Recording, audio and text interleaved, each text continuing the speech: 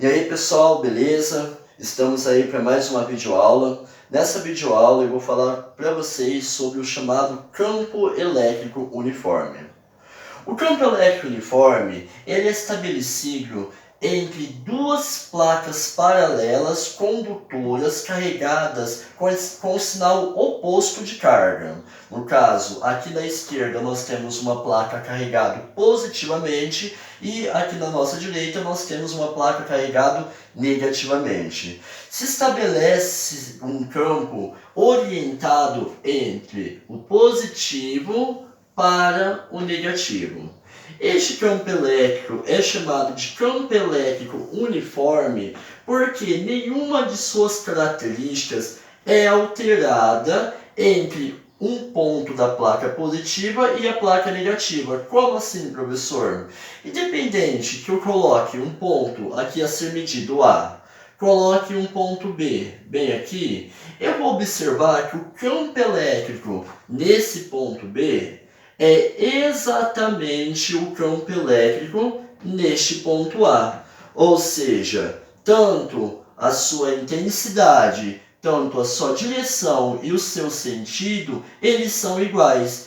Por isso que nós chamamos esse caso aqui de campo elétrico uniforme. Então, campo elétrico uniforme é aquele onde as características vetoriais do objeto, ou melhor, do campo, ele não é alterado. Então, aqui eu posso dizer que o vetor campo elétrico EA, nesse ponto aqui, é exatamente o vetor campo elétrico EB.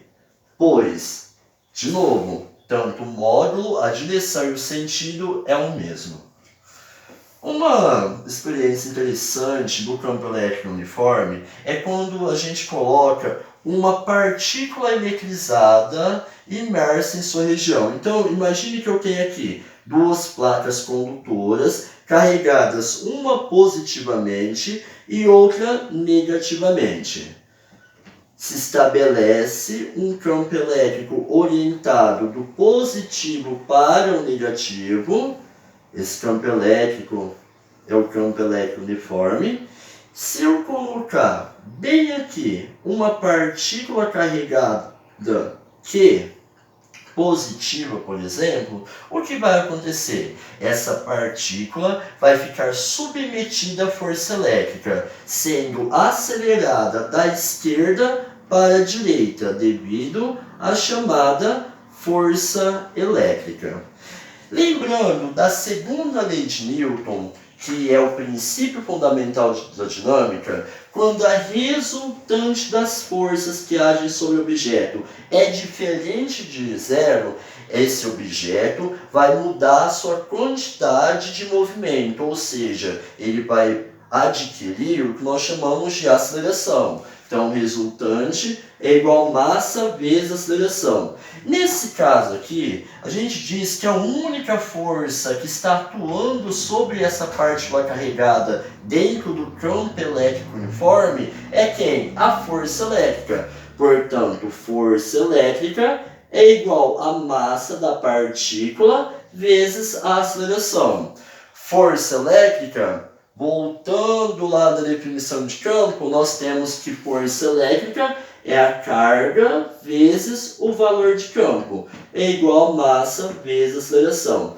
Essa equação é uma equação bem interessante para a gente descrever o movimento de uma partícula eletrizada dentro do céu, ou réu, né? Estou brincando com vocês. Céu, campo elétrico uniforme. Daí, pessoal, se o objeto analisado, que essa partícula aqui, ela possui uma aceleração, ela então está no movimento uniformemente variado. Todo movimento, vamos dar uma revisada aqui sobre o movimento. Todo movimento ele é descrito pelo espaço, velocidade e aceleração. No caso do movimento retilíneo uniformemente variado, as equações que regem a aceleração é a variação da velocidade em função do tempo. No caso, como a velocidade ela se altera, ela é uma função do tempo, onde velocidade é igual a velocidade inicial mais aceleração vezes o tempo. E o espaço ele é determinado através da equação horária dos espaços, que diz que variação de espaço é igual a velocidade inicial vezes o tempo, mais aceleração vezes o tempo ao quadrado dividido por 2. Isso daqui, pessoal, é daquela mecânica básica que a gente já estudou anteriormente. Meu copo do João Roque, que eu ganhei do professor Daniel. Valeu, professor! Vamos lá. Aí é o seguinte, galera. Como eu disse, o movimento ele é sempre descrito por espaço, velocidade e aceleração. E essas equações, elas descrevem cada um desses fatores do movimento uniformemente variado. Uma outra equação que a gente dá para associar aqui em alguns problemas é a equação de Torricelli. Pois a equação de Torricelli ela não possui o tempo, então vale lembrar dela. Inclusive nos exercícios de vocês tem bastante que utiliza dela. Diz assim que velocidade final ao quadrado é igual a velocidade inicial ao quadrado mais 2 vezes a aceleração vezes a variação de espaço. Pessoal, para dar continuidade ao nosso assunto e falar sobre uma experiência muito importante da física, a gente vai também falar aonde se aplicou esse campo elétrico uniforme. A gente vai descrever o chamado experiência de Millikan. Millikan foi um cientista que determinou a relação entre a carga e a massa do elétron. Lembre-se lá das primeiras aulas, na qual eu falo a respeito da quantidade de carga elementar e da massa do elétron. Quantidade de carga, 1,6 vezes 10 a menos 19 coulombs. Massa do elétron, 9,11 vezes 10 a menos 31 quilogramas. Como que foi determinado esse valor? Esse valor foi determinado através de uma experiência realizada lá em 1900 e bolinha. Para falar a verdade, foi em 1909 aí, né? Entre 1909 e 1920, Robert Millikan realizou uma experiência que foi apelidada de experiência de Millikan, na qual ele, possuindo-se de um aparato na qual ele colocou duas placas condutoras paralelas. Esse aparato era como se fosse uma caixa hermeticamente fechada, onde não entrasse o ar, né? Deixando fechadinho. Aqui, essas duas placas eram ligadas em uma fonte tensora e, à medida que se estabelecia uma diferença de potencial dentro dessa ponte, essas placas eram carregadas, no caso, positivamente e negativamente.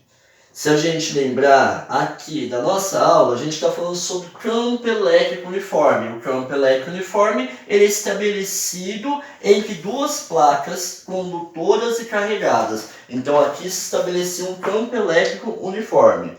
Millikan borrifou pequenas gotículas de óleo eletrizadas negativamente aqui dentro.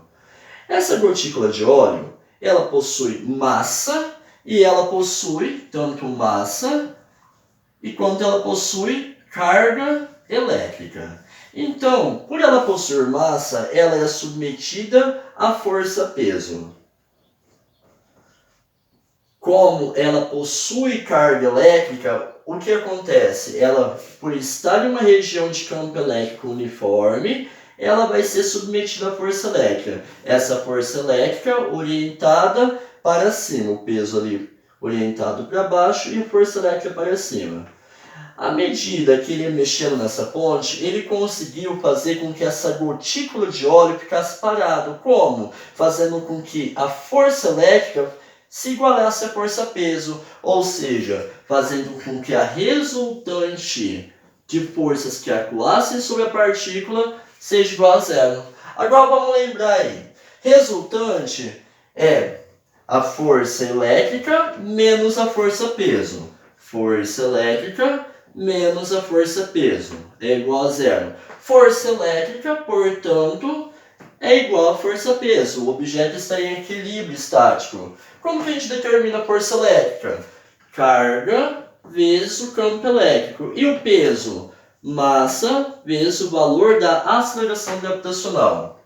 Como a aceleração gravitacional e o campo elétrico é constante dentro da experiência, ele conseguiu determinar a razão entre a carga e a massa da partícula estabelecendo a seguinte relação. Isso daqui deu origem para ele ao prêmio Nobel. Valeu, galera, né? Até a próxima aula. A próxima aula a gente vai fazer uma questão mais não vetorial, mas sim escalar sobre a eletricidade. E bora lá. Valeu, manos!